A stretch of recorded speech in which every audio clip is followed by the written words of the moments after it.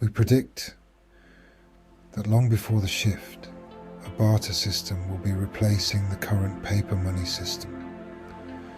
The value of the dollar in all countries will be falling, such that in any transaction, one or both parties will feel they are getting a fair deal, only if a thing, not a representation, is given or received.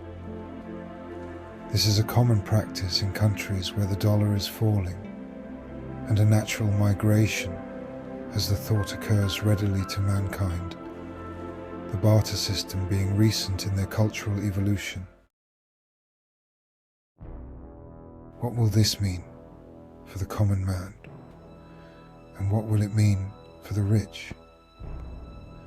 The common man will find they are pleased with themselves if they have had the foresight to secure goods of value, such as seeds or tools or dried food. The value of appliances that are dead and not able to run, even of cars unable to run over broken roads, will be zero. The value of items that can increase worth, such as a needle and thread, which can repair clothing otherwise worthless, or a shovel that can create a garden otherwise a weed patch, will balloon.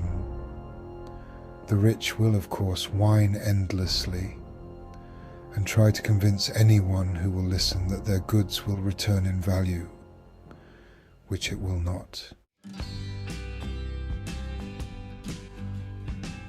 We advise the common man, as we have in the past, to relieve themselves of stock and jewels and paper money that will fall in value, perhaps suddenly and without warning. Better to stock up on things that will have value, candles and matches, school books and a guitar, than what the rich treasure. In that one's skill sets can be considered a bartering item, one should examine their own skill set by the following exam. If you were in the middle of a wilderness alone, what steps would you take to survive? What is the first skill that you would need and not have? Whom do you know that you would wish about you in such a circumstance? What is that skill that they possess that you perhaps could develop?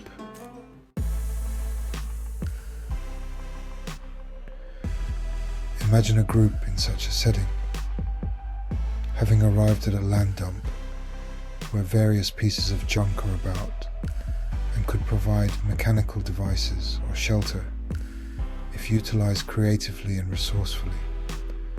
How would you go about creating a comfortable home for yourself and others in such a situation?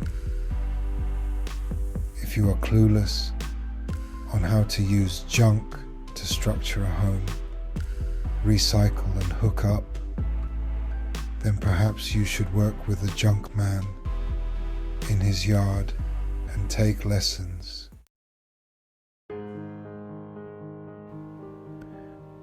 What we are telling you is that you should mentally put yourself in this setting, and you will have no difficulty determining what is useless or most worthwhile in a skill set. If you are an accountant and cannot translate this skill into becoming a tailor or herdsman or cook, your skill is useless.